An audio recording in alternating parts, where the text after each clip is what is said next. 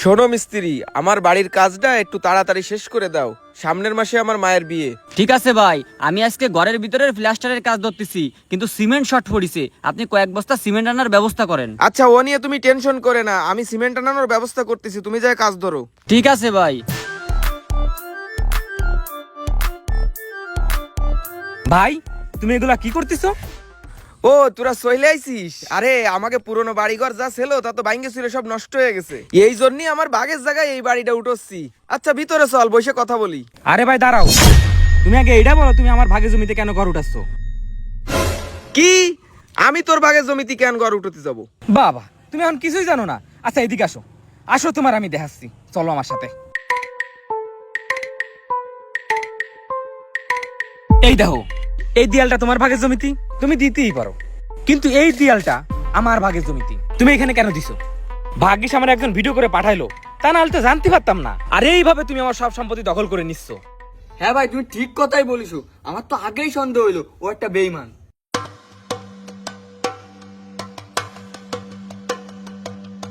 এই তুমি এখানে কি করো? এখানে আমরা ভাইরা ভাইরা কথা বলতেছি, যাও তোমার কাজে যাও। না মানে, ঠিক আছে আমি যাচ্ছি। আরে ভাই, আমি তোকে সাথে আবার কিসের বেইমানি করলাম? মা আমারে কইছে এই জায়গায় ঘর উঠাতি, সেই জন্য আমি এই জায়গায় ঘর উঠছি। তাছাড়া আমাকে তো আরো অনেক জমি আছে, তোকে যদি প্রয়োজন পড়ে ওই জায়গাতে জমি নিস। আর আমার কথা যদি তোকে বিশ্বাস না হয়, তাহলে মার কাছে যা জিজ্ঞেস করে দেখ। মার কাছে কি শুনবো? আরে মুরব্বীরাই তো নাটের মূল। তারা যদি ওই সময় বেশি করে জমি জমা টাকা পয়সা রাখে যেত, তাহলে আর আজকের দিন দেখতে হতো না। আমরা দুই ভাই শহরে যাই ভালোই করেছি, টাকা পয়সা কামাই, এখন একটু বড় লোক হয়েছি। বাপ দাদার বয়স যদি গ্রামে পড়ে থাকতাম, তাহলে আজকে ওর মতো গরিব থেকে যেতাম। ও, তার মানে তোরা কতি চাচ্ছিস আমাকে বাপ দাদারা আমাকে গরিব বানায় রেখে গেছে? আচ্ছা একটা কথা কদিন, আমাকে বাপ দাদারা যখন বাইসে ছিল তখন আমাকে কত জমি ছিল? আমার যতটুকু মনে পড়ে আমাদের বাড়িটাই ছিল 10 বিঘা জমির উপর। আর আমাকে ফসলের জমি কত ছিল? ফসলের জমি তো প্রায় 50 বিঘের মতো ছিল। হ্যাঁ, ওইখান থেকে 20 বিঘা জমি বিক্রি করে তোমরা দুই ভাই শহরে চলে গেছিলা, সেটা কি তোমাদের মনে আছে? আচ্ছা এইগুলা বাদ দাও, এখন এইটা বলো, আমাদের বাপ দাদারা যখন বেঁচে ছিল তখন আমরা কি কোনো দিনা ছিলাম? না, ওই সময় তো আমাদের উপর কোনো দেনা ছিল না। আচ্ছা তাইলে এখন বলো, তোমরা কি কোনো দিনা আছো? দিনা দায়িত্ব একটু আছে, শহরের উপর বাড়িঘর বানাচ্ছি, দিনা দায়িত্ব একটু হবই। আচ্ছা এইগুলা বাদ দাও, আমাদের বাপ দাদারা যখন বেঁচে ছিল তখন আমাদের সংসারটা কত বড় ছিল। আমাদের বাপ চাচারা মিলে মিশে সবাই একসাথে বসবাস করতাম।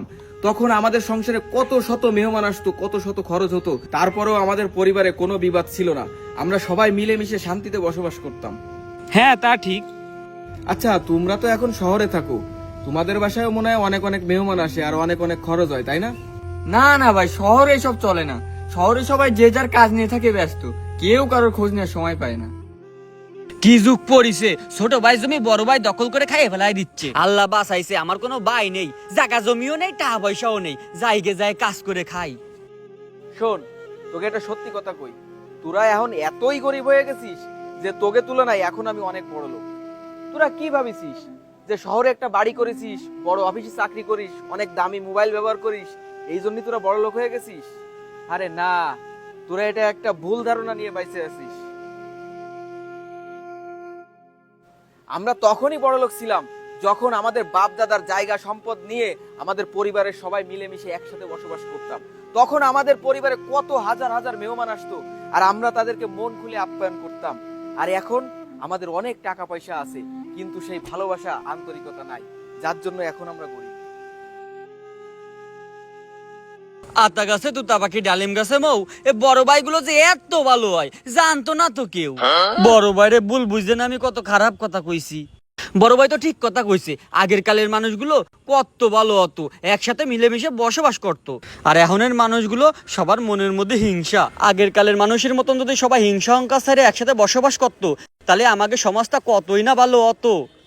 এই ওইগুলো তাড়াতাড়ি ভালো রে নামা নামা, ভালো রে কাজ কর, আমি আসতেছি। শোন ভাই, মুরব্বীরা একটা কথা বলতো, এই জমিন দুনিয়ারে খাইয়ে ফেলাচ্ছে, কিন্তু আজ পর্যন্ত এই জমিনকে কেউ খাইতে পারে নাই। মুরব্বীরা আরো একটা কথা বলতো, রক্তের সম্পর্কের ভিতর যদি কখনো দূরত্ব তৈরি হয়, তখন দেখা হয় শুধুমাত্র মৃত্যু আর জানাজাতে। আমি চাই না আমাকে ভাইকে ভিতরে এরকম ধরনের দূরত্ব তৈরি হোক। তার চেয়ে ভালো এই জমির টাকা তুই নিয়ে নে, আর না হইলে এই দেয়াল আমি ভেঙে ফেলবো। ভাই এই দেয়ালও ভাঙা লাগবে না, আমাকে টাকাও দেয়া লাগবে না। আমি চাই না এই সামান্য জমির জন্য আমাদের ভাইদের সম্পর্কটা নষ্ট হোক। আমি চাই আমাদের এই ভাইদের সম্পর্ক আজীবন ভালো থাকুক। বড় ভাই, আমার ভুল হয়ে গেছে। আমি ছোট মানুষ হয়ে না বুঝে তোমার সাথে অনেক বড় বড় কথা বলে ফেলেছি, আমারে মাফ করে দাও। আরে কি করতেছিস? শোন, তোকে কথায় আমি কোনো সময় কষ্ট পাইনি। আরে তোরা হচ্ছিস আমার ছোট ভাই, তোরা তো ভুল করবি, আর ওই ভুল ধরাই দেওয়ার দায়িত্ব হচ্ছে আমার। আর তোরা শহরে থাকিস তাতে কি হয়েছে? যখন মনে চাবে তখনই গ্রামে চলে আসবি, আর এই বাড়ি থাকবি। এই বাড়ি হচ্ছে আমাকে সবার। এখন চল বাড়ি যায় রেস্ট নিবি, খাওয়া দাওয়া করবি, চল।